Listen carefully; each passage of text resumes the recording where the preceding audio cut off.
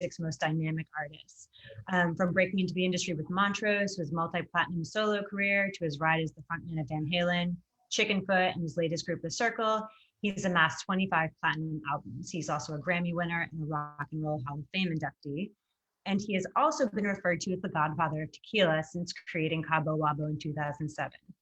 He's also the founder of Sammy's Beach Bar Rum, and now with his pal Guy, has successfully created yet another top shelf brand in Santo. So Guy Fieri is the king of a massive culinary empire. He's a restaurateur, author, and an Emmy Award-winning television presenter who dominates the Food Network.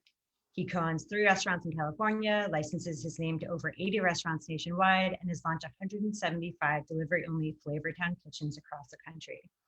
But he's also known for giving back in a really big way. He worked with California state legislation to make the second Saturday in May an annual Cook with Your Kids Day. He's also active with his Armed Forces Entertainment commitment, and most recently, he put together the Restaurant Employee Relief Fund, a charitable initiative that raised over $20 million for unemployed restaurant workers during the pandemic. So we are super excited to have them here today. People that are watching at home, please save your questions until the end, and we will try to get them answered for you. So hopefully, without further ado, we can welcome Guy and Sammy. You guys here? Almost here. Part of us here. I hear, I don't see. There we are. Hey guys, how you doing? Guy and Sammy, how are you? Seth. Oh, Seth. Hey, you know what? Hey, Sam. Thank you. Probably, and I'll tell you what, when I get the text from Sammy, it was, I don't know, 9:30, 10 o'clock. I was in bed. I go to bed way before he does. As I'm in bed, the phone's going nuts. I have a special, ring for Sammy. And he says, "You got to see this, brother. It is the best." He goes, I haven't been this honored to be in an article with somebody, and I get up, read it, and I got to tell you, you crushed it. Thank you so much. Really. It's a great. That one's going to be framed in the office. Oh, you guys are so welcome. It's such a pleasure. So much fun getting to know the two of you. And for the record, I just keep on wanting to call you Guy Bones. Guy Bones in the Red Rocker. I don't know how it came. But it is there, it's stuck, and he said it today, and I watched a couple people nudge each other and go, Guy Bones, and I'm like, it's Sammy. It's just, Who knows? The guy that writes, I can't drive 55, calls you Guy Bones, you keep it. I mean, talking to the two of you, you have almost the same personality. It's crazy. Same energy, I love it. Most of my friends, I have a nickname for, but most of them, it takes 3 or 4, it takes a couple of years. Guy Bone came out like from day one. It seems like it's like, he's a chef. He boils down bones and makes stock, and he also boco, and he's like, grilling beef bones. He's Guy Bone. It also helps if you're crazy and you've toured the world 85 times. Yeah, just don't worry about that. Don't let the details get in the way of a good story. Working all the good stuff. So, anyway. I want to know, and I think everybody wants to know, how this friendship, this pairing, this tequila came to be. Oh, we forgot. No. We never answered this one. Well, I think it started off with, because Sammy didn't know me, but I knew Sammy. And I told him when the first time I met him, I said, thank you for being the background music to all the crazy shit I've done in my life. All the crazy stuff I've done in my life. Sammy was there for all of it. And as the different chapters of my life went on, Sammy was always there. So when there was an opportunity in our small town in Northern California to sell Cabo Wabo tequila, which Sammy was, the first legend to ever come out, the first rock and roll star, first actor, anybody to really have his own brand of liquor, not something that was a paid endorsement, but his. They said whoever sells the most of it gets a Sammy Hagar signed guitar. And I just told the salesperson right then, I'm like, well, just bring it to him. Just bring me the guitar, because there's no way anybody's going to beat me at this. I was drinking it. I was taking it home. I was serving it in the restaurant. I was cooking with it, anything I could. And I got the guitar, got to meet Sammy, and he's been a great friend and a mentor since then. And then the tequila was a whole nother step. Yeah, when Guy walks in your dressing room after a show, and with a guitar that he had just won with signature on it, with a bunch of sushi on it, and serves it to you after you walk off stage. You go, I like this guy. No, we hit it off immediately. Been friends ever since. I don't know.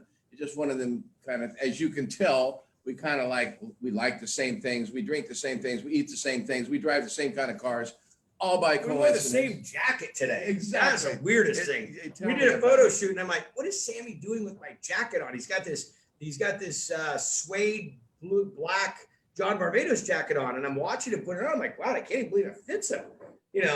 I got to start, I guess I'm working out in the gym, and I look over and there's my jacket. I'm like, you gotta be kidding me.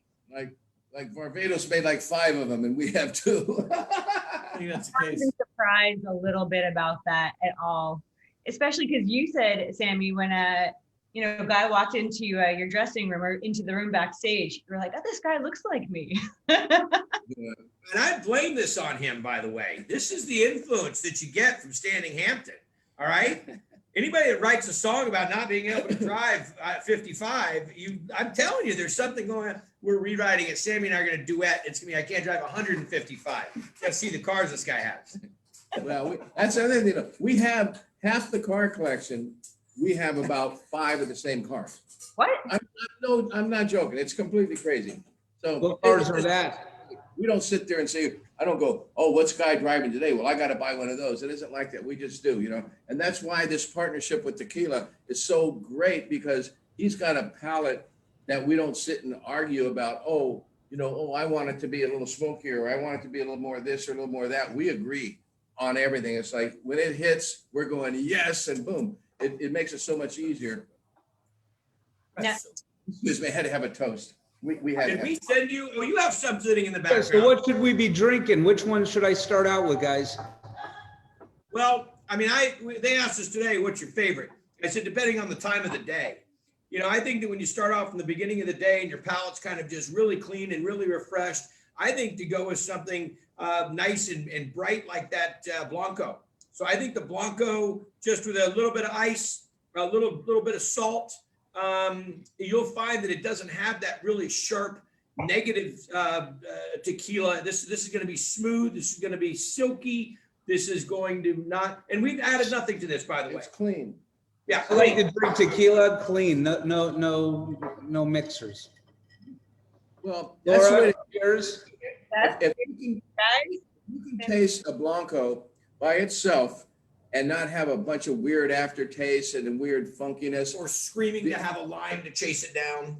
If you can do that, then you've got a good Blanco. And then when you put it in wood, it just gets better. You put it longer, it just gets more and more woody and gets more complex.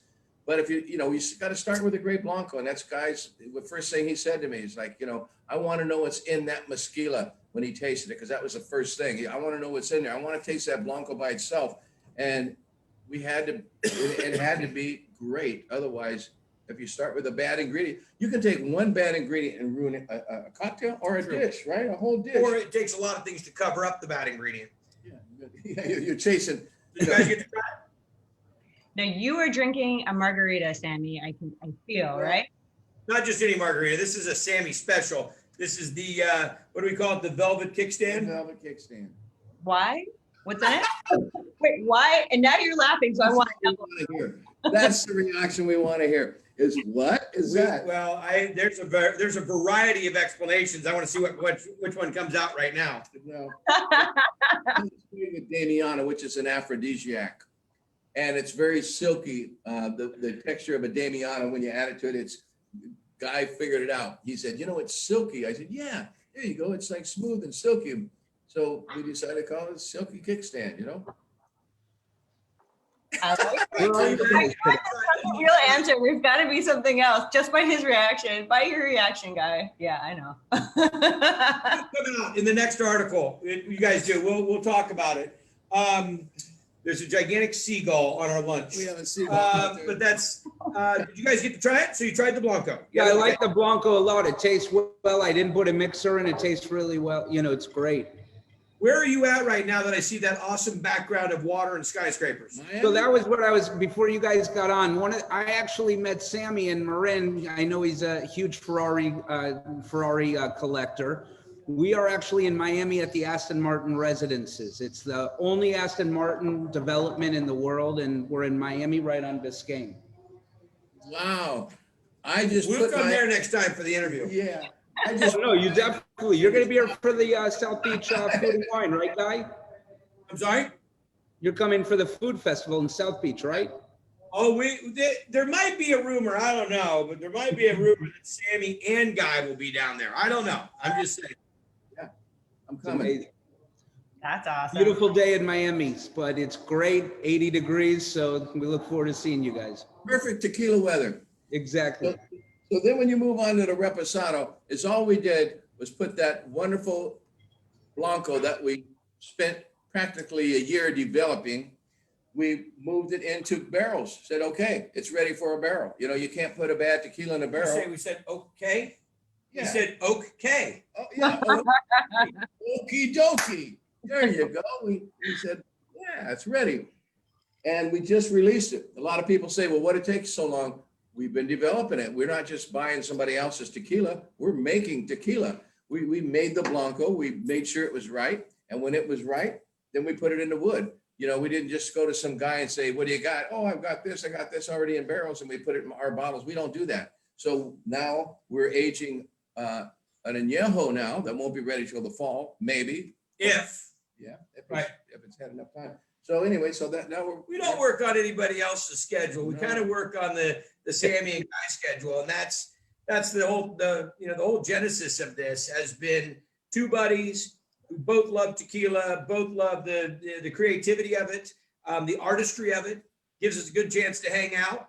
And we get to meet great people, have a lot of fun with it. It just it's all working for the right reasons. And so we don't really go under anybody else's timeline. Will it be released for the fourth quarter? I don't know. We'll see how it does in the barrels. You just want it to be perfect though, right? That's why you're waiting. 100%. We threw an early batch of Reposado out. Believe it or not, maybe he sold it to somebody. I don't know what he did, but when we first put it in the barrels were a little funky, and we started tasting it early on, and it had a nasty taste to it. I thought, guys going, I don't know, what's, is this going to get bitter? Is it going to get worse? I said, I don't know. We can't take that chance.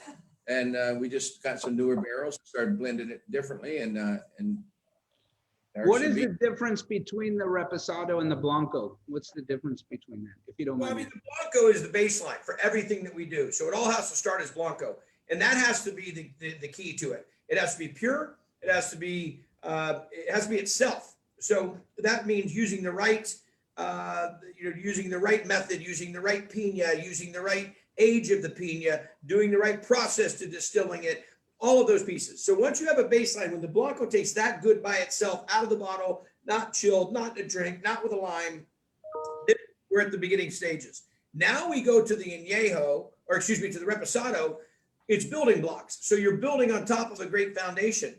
And it doesn't have as much of that amber color as you'll see in some Reposados, but that's because we don't add anything. We're not compensating for this in any way by adding color or adding sweetness or adding any flavoring to it. Everything you see is 100%. What you see is what you get. This is incredible, by the way, the Reposado. I agree. Oh, good. It has a nice taste. Tastes like Coke. If it goes down well. Tastes like salt and lime. There's no salt and lime in there. It's like, that's what agave, that's Exactly. pure agave. Exactly. Yeah. And then, so now we've had the Reposado. It's a nice afternoon. It's got yachts going in the background there. Then you move into the Mezquila. And Mezquila to me is really, this was the kickoff. This is what did it so much and got so much attention. And this is all Sammy. I've got to give him 100% credit on this because he said he's already been the godfather of tequila once. Now they pull you back in. They pull him. He gets back into the business after it was over. And he says, I'm not going to come in and just do what everybody expects. So he does the unexpected. And he brings Mezcal, which has got an amazing history, an amazing reputation. And Blanco tequila, which is emerging. It used to not always be Blanco. It was more of an añejo, back from the days of Cuervo kicking it all off. Says, I'm going to put the two of them together, and I'm going to make this proprietary blend where you're going to get the smokiness and the richness that you enjoy from Mezquila, but not overdone. And then the clean crispness of a Blanco. And I got to hand it to him because the first time I got it, I'm like, come on, dude. I mean, this is everything I love of mezcal, everything I love of an añejo, everything I love of tequila, all put together in one. So this is the one you finish off your afternoon, evening with a cigar sitting on the patio. And again, serving it neat, serving it in a martini. I mean, it's often what I have is don't be too much, be just enough, really excite me. And the mezquila does it. It goes really well with orange, like, slice of orange and chili, what's that stuff called with salt and chili? Not tangine. Tzatzini or whatever. I don't think We've had a couple my drinks, tongue by the is way. tied. Tahini. There it My is. kids have the tahini everywhere. They're putting So so we make a drink. Actually, that's tahini that's on mine right now. Thank you, Paris. We make a drink, and actually, this is one of the first drinks we ever made in the history of Santo, and it's called the Fiery Fieri. And it's made, and I don't laugh, please, because I laughed when I heard about it. Sam's like, Guy Bones, wait till you try this drink. They put some of your barbecue sauce in it, and I'm like, Ooh. Sammy, I don't want anything that had barbecue sauce in it. He goes, no. I'm telling you, to this day, of all the drinks we've made, and we've got a pretty good catalog of great Santo cocktails, it's my all-time favorite. And it's just a little bit of barbecue sauce and a little bit of a peppery salt rim. And it's big flavor. It's smoky. It's not heavy. You got to get the recipe. I got to send it to you. It'll blow your mind. The tiny bit of barbecue sauce goes with the smoke in here from the mezcal. Yeah. You got a palate. You know how the smokiness, it just really works. And you do that with some barbecue ribs and have that thing on the side of some guy's barbecue. Lord have mercy. You think you had died and went to Guy's house. You know what, guys? You sold it so well. My friend just bought a couple of bottles right now. He texted me and said, I'm sold. I just bought some bottles. My good buddy Gennady in New York, he's big fans of yours. Gennady, thank you for supporting. Gennady, you're awesome. Check that recipe out. Huh? Gotta check out that recipe, santospirits.com. I think they can get it on there. Yeah. You can find out on santospirits.com. If you can't find it in a liquor store, there's a place where you can order it online and have it shipped right to your house. Now, I just want to say how much fun this business is. Everyone said, why did you sell Cabo Wabo? Well, I didn't want to sell Cabo Wabo. I was in love with, making tequila and having promoted. You walk into a store or a restaurant, a bar, and you see your product on the shelf. It's just like having a record where you turn on the radio and you hear your song on the radio. It's like, can you imagine what that feels like? It's like, oh my God, my song's being played on the radio. Oh, you don't know what that feels like? Oh, you don't have songs. Oh, well, it's like somebody watching you on TV. Okay. Oh, no, there you go on DDD. Yeah, but it's so much fun. And then when I sold it, I really wanted to do it again because I really miss it. And bringing Guy in, I don't have to tell you, this firecracker here, he's like a spark plug, one of those dragster spark plugs, that's really runs really hot. And I'm sitting there going, I'm kicked back, and Guy, he just motivates the crap out of me. And so having a partner to do it with this time, it's almost like having a wonderful marriage, a partner that you like to do everything with. It's a true bromance, It's a bromance. As you coined it. Yeah. Oh, that's right, in the article. I'm going to tell you something. There's not, to get a chance to do what we're doing, we get to play artist, creator, we get to be the salesman, the ambassadors. We get to hang out. It gives us a free. When do you get to look at your wife and say, "Yeah, I got to go down to Southern California and hang out with Sammy today"? And at the beach. Yeah, at the beach, and drink and talk about tequila. She really looks at me with that in the eye and goes, "Oh, I feel so bad for you. I hope you'll make it." So our goal. Yeah, I think we just lost him. Our goal to make the best tequila in the world. We don't really care about anything else. If someone says, "Oh man, you guys only sold 10,000 cases last week," we'd go, "Really? That's fantastic." Right? Somebody gets it because we're making the best tequila. Exactly. Your tequila is for connoisseurs, correct? It is. Normal people can drink it too if they don't, as long as they don't say it tastes just like They could say, no, normal people that would say, oh, this tastes just like blah, blah, blah, blah, blah. No, it doesn't. Yeah, then you're really then I got to drag him off. I have to pull him back. I've had a couple. Fun game with people though, right? Where you try to get them to taste, if they say they don't love tequila, then you say, well, one, I think that everybody has had a bad tequila experience. I've said this many times that I used to think in college that I was allergic to tequila because every time I drank it, I broke out in handcuffs. And thank you. I'll be here all week. Try the mezquila. But the thing is what was tequila back then? You pour 7-Up on top of it, you slam it on a table and you chug it.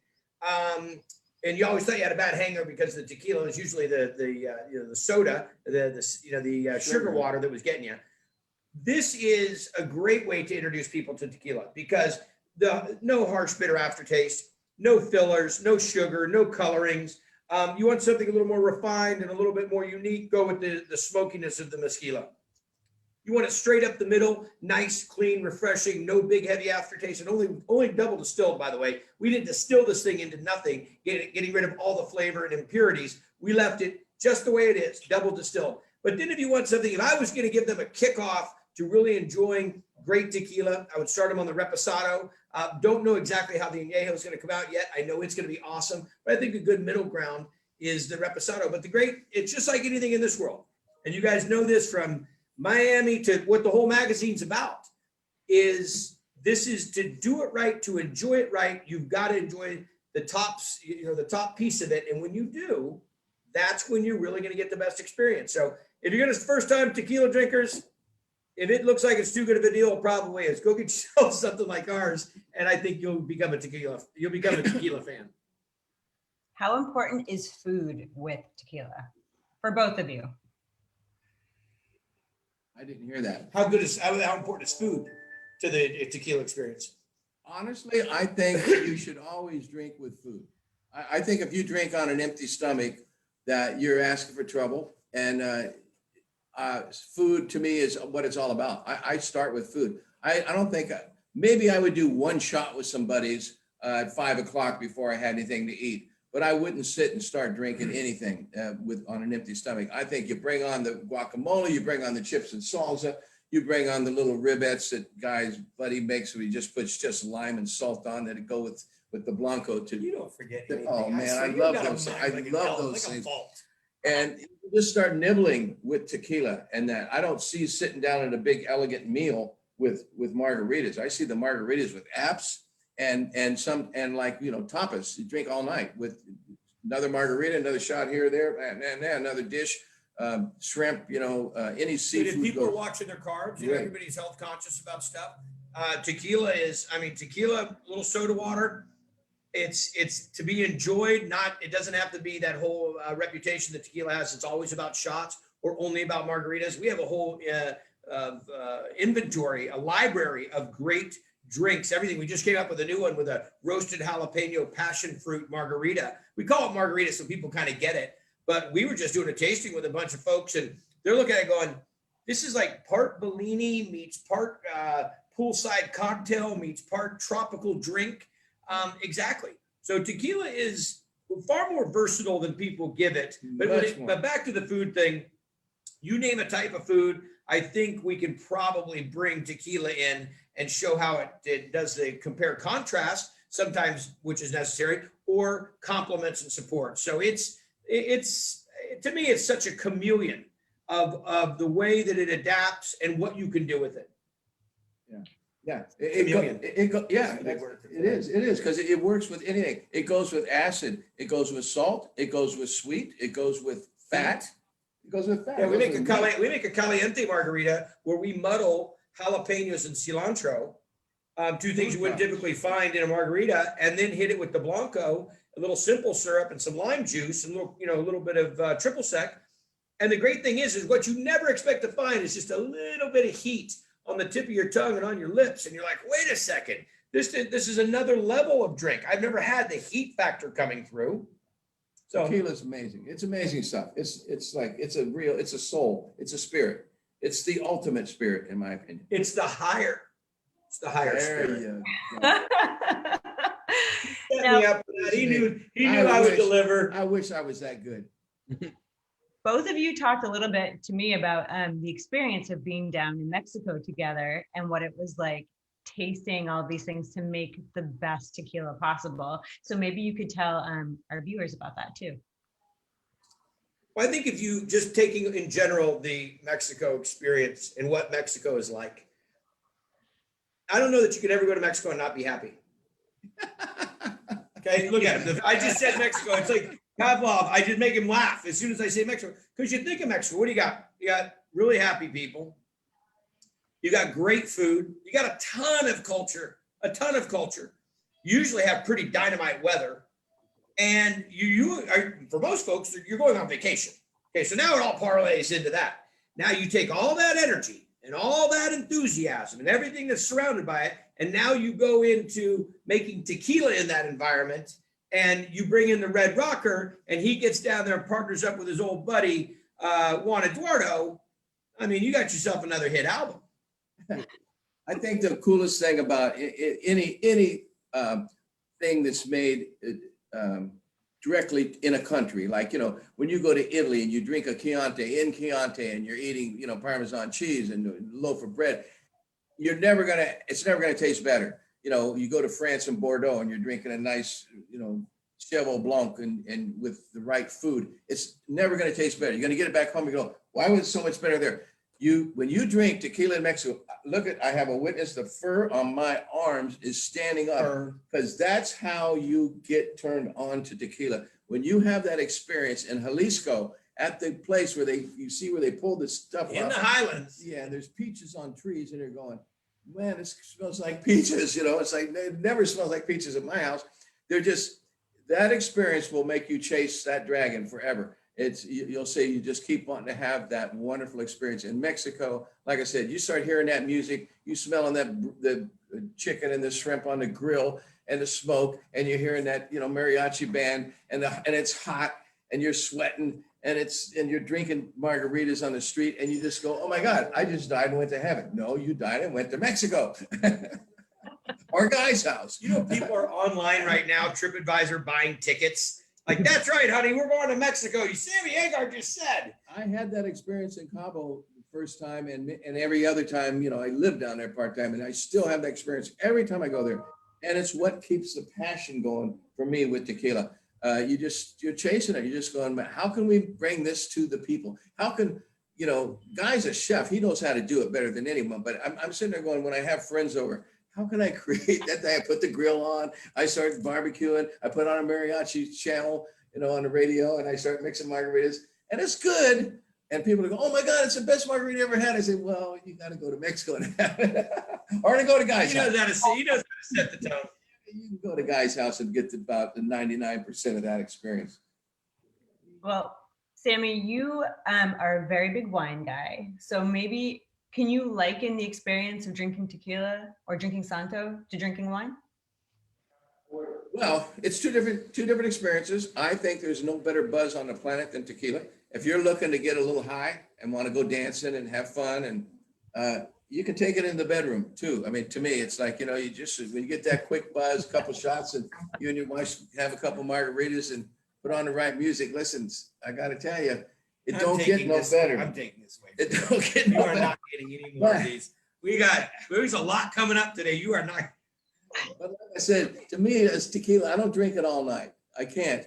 I can, but I don't. I usually move on to wine. I like to have a shot and a margarita with my apps, if it's the right food. And then I like to move on to a nice fine bottle of wine with a nice roast chicken or a piece of meat or a nice dish of pasta. I'll have maybe one more than that. But yeah, to me, and what I'm having more fun with than anything, and we live in the wine country. I live in Northern California, not too far from Sammy, but I have to stay home and all the time. I don't get to go to Cabo. To me, I love introducing tequila to folks and getting them to try it. I think it's, as Sammy would say, a higher spirit. It is fun. It invokes that. You taste tequila, especially great tequila, it takes you back to Mexico. It takes you to those great times you had. You went for so-and-so's party or birthday or whatever time of year. So I do think that there's, in your question being tasting wine and tasting tequila, there is a lot of sensory notes. There's a lot of crossover in terms of really taking the time to let it open and appreciate it and taste it as opposed to just shooting it or mixing it. It's far more complex than people give it the recognition for. Really complex. Especially for what we're doing. Yeah, and it's pure. You know, for all of you ladies out there that, you know, if you've got a kind of a stiff boyfriend or stiff husband, he doesn't like to dance. Like a lot of men don't like to dance, you know. I like to dance, you know. So, you know, just, I'm telling you, give him a couple shots of tequila and he will be on the dance floor. Thanks for tuning in to Marriage Counseling with Sammy. I'll be the moderator. Sammy now recommends. Hey, seriously, you are out of control. I can't drink in the daytime. Out of control. Guys got me drinking in the daytime today. You're gonna be sorry. I told you guys. Honey, Sammy didn't go to set. Okay, Seth, am I holding it together? See, you know. Sammy said, if you want to have fun, drink these. Oh, it's the best thing ever. It's a So fun you're day. good at night, right? You're good with the late nights when you guys are together in Mexico, right? Help us. Well, God help those with us. Guy and I can hang. It's the other people that are going. Are you guys sure you want to keep going? Oh, yeah. Sammy, this is your third encore. You sure? Yeah.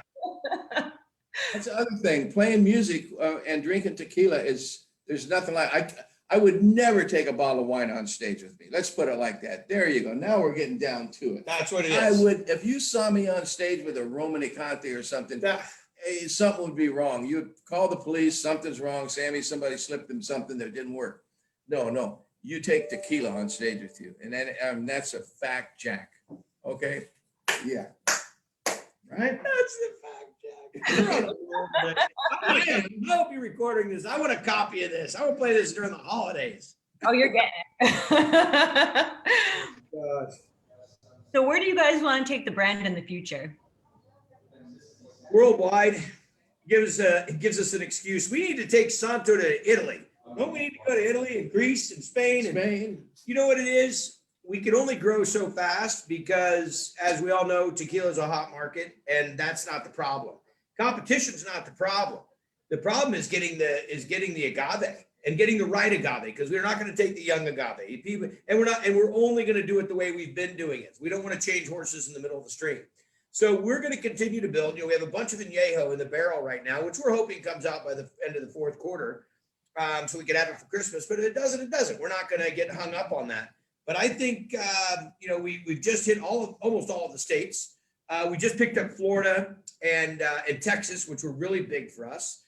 And still, this is the sales team. This is who's doing the deal. So we're still a very small brand, very small company. Everything goes through Sammy and me. And we'll just let it naturally mature. Yeah, I can't see what else we can do. You know, we can make a super añejo if you want down the road. That takes 4 years. You know, so maybe 4 years from now. Let me check my calendar. Yeah, I'm going to be free. I'm going to be able to do that.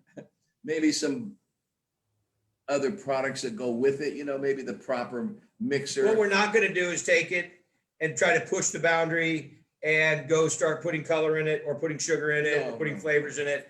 We're only going to make what we've been making, doing it the right way. And as you'll see, and as the tequila evaluators and people that really know the world, the aficionados will say, it is of the top blancos, it is of the top tequilas in the world. We are small and we are not as well known yet, but we're on our way.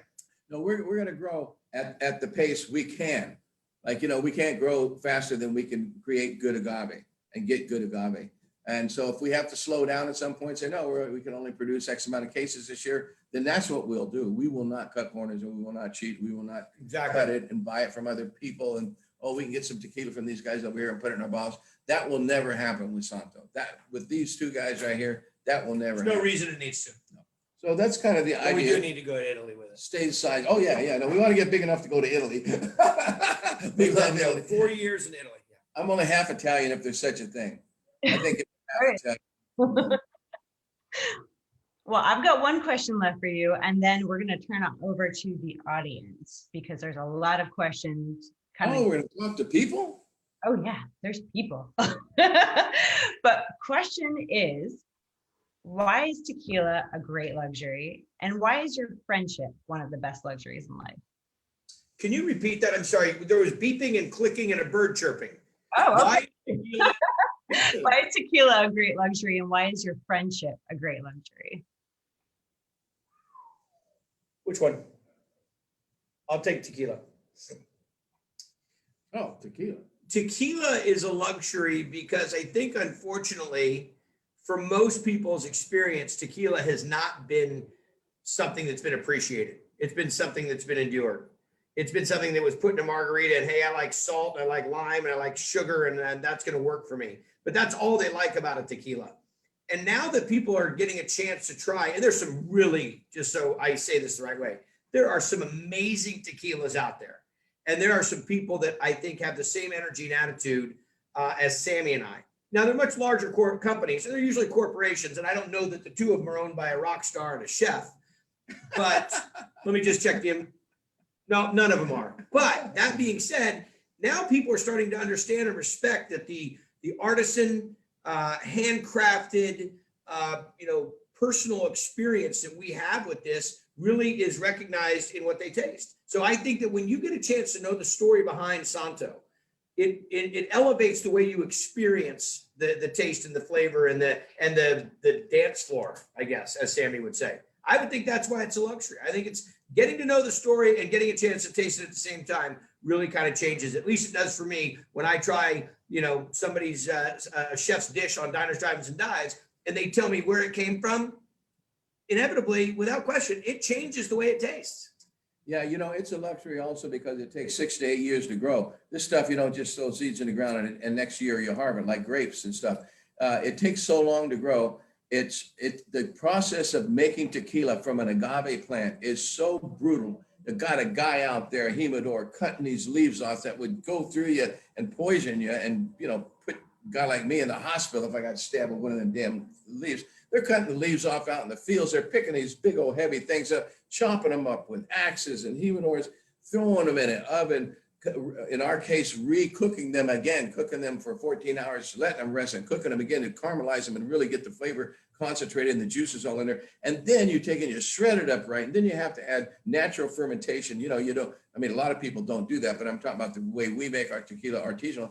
It's bats, friggin' bats in the neighborhood are what pollinate the damn agaves. And Juan Eduardo leaves a strip. He lives one, lets it go to seed in every certain amount of area so that the bats can pollinate the other plants so that they taste consistent and the good ones go to the good ones. It's so deep. And then shred it up anyway, put the water in, let it ferment, distill it again, two times. You got to let the bottom run off. You got to let the top run off. You get the cut in the middle.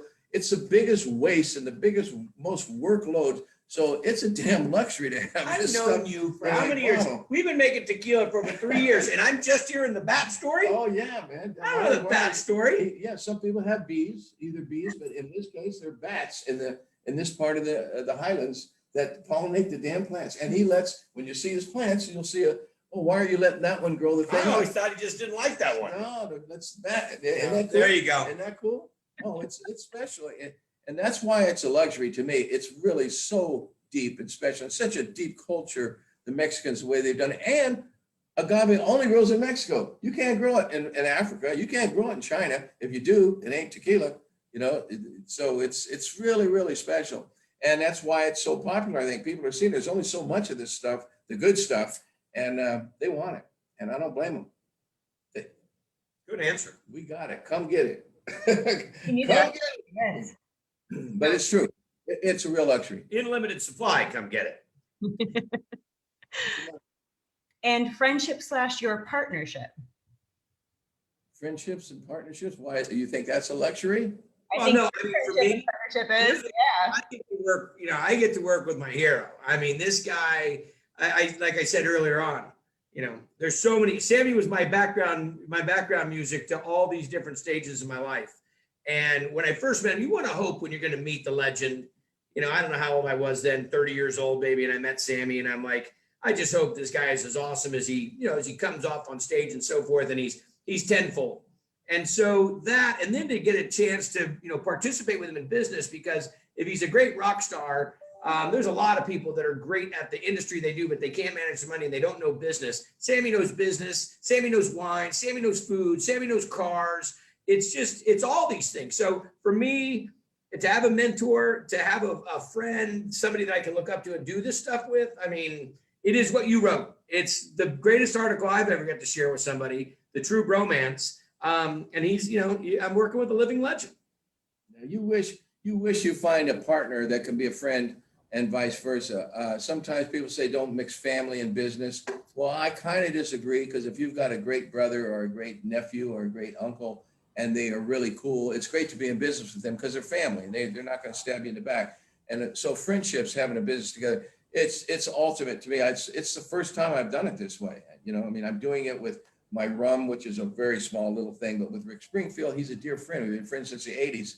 In the same business together. Guy and I, we're dear friends forever. We've never had an argument. We've never had a falling out. We've never even had a disagreement. And here, and I think the key to the business friendship. Got a hangover. We've had hangovers. Yeah, I've hated him. Oh yeah, I've hated him. A few mornings. I was trying to go to bed. But the good thing is that we have people around us, business people that run all the business side, so we don't deal with that. All we deal with is saying, here's the way it's got to be done. It's got to be the best. We're the flavor guys, we're the concept, how our image is involved. You can't do that and make him and I look like liars, if you put that in. We don't need money that bad. No. So let other people run the business and we have the most fun with it. And there is a lot of fun to this. A lot of fun. We got the boss cracking the whip over here saying that we got to get out there and go sit in the sun. No, we're answering some questions. No, we got questions now. Just got a few questions. Guys, that was the best answer, by the way, ever. So thank you. It's been such a pleasure. I'm turning this over to Seth, and he is going to ask some audience questions. Yeah, I took some of the better questions I think you guys will like that are pretty cool. This is to Guy. Guy, actually first, have you ever used tequila in your meat injections for smoking or barbecue? And if you do, which of the three would you recommend? Well, I have not injecting, but I have used it in quite a few different marinades or marinade / brine. And I've done it with the Blanco and I've done it with the Mezquila. And I'll tell you the Mezquila with the smokiness of it. And this is really what happened. We were on a family trip and I always travel with a couple bottles. Somebody needs a little payoff with a bottle, don't you have that? We can't get it here. But I did it and made a little mock barbecue sauce with it, got a little bit of that smokiness in there and was able to just do it as a little baste on top of some chicken and ribs. It was dynamite. And I cook with tequila in several different ways. If you think about cooking with vermouth or cooking with white wine or red wine, tequila is great. And one of my favorite dishes that used to run in my restaurant for years was a turkey, jalapeno, cilantro, tequila cream sauce. I'm not kidding you. Like lights out. You can eat that with a spoon. I'm telling you, it was the bomb. So yes, very, very versatile in the kitchen. Be careful when if you throw it in a hot pan, though, it'll flame up. And then your hair will look like this. Always take it off the flame. The next question is, because both you guys are from Northern California, do you ever look to expanding the empire and opening and launching a wine? Or do you just stick to tequila? Sammy has one of the greatest wine collections in probably the Western United States, which is a whole nother story that needs to be covered someday. But my wife and I have a little winery called Hunt Ride. We have two boys, Hunter and Ryder, and so we named it after them. So we do a really great Pinot. We've done a Meritage blend. We have one called the 68. A 68 red and white that we do. So we play in it. We not as aggressive as we are with the tequila, but a really good red table wine always can be enjoyed. So yeah, we do that. But you know what? Don't get him started, please. We are holding on with both hands right now, trying to keep tequila on the road. The wheels are almost off the wagon. And if we get him going on a wine project, well, you're not going to see any more albums. I got in the tequila business. I got in the tequila business because I tasted really great tequila when I went to Jalisco the first time way back in '83. And I tasted good tequila and I had never had it before. And it blew my mind.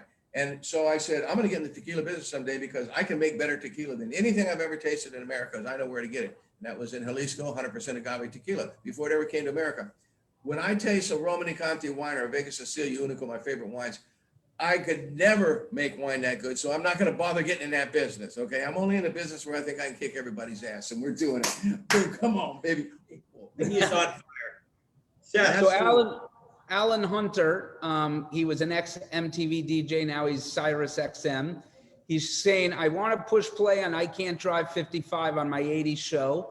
Wondering which tequila is the best while DJing, along with I'd like to buy this in San Francisco. Where can I get it in San Francisco? Well, if this is Alan Hunter, and Sirius XM is one of my favorite things in the world, and I listen to him all the time. So right off the bat, brother, just tell me where to send it, and I'll let you make the decision. I mean, I think you've got heavy metal. I think you've got I Can't Drive 55. And your love's driving me crazy. Yeah, and your love's driving me crazy. Or your love's driving, Alan, we'll get all of them to you, buddy. The thing is that in California, I think we're probably pretty strong in Bevmos and I think some Safeways and Albertsons and stuff like that. And if not, just go to santospirits.com and you'll find santospirits.com and deliver to you. But Guy's going to send it anyway. So, yeah.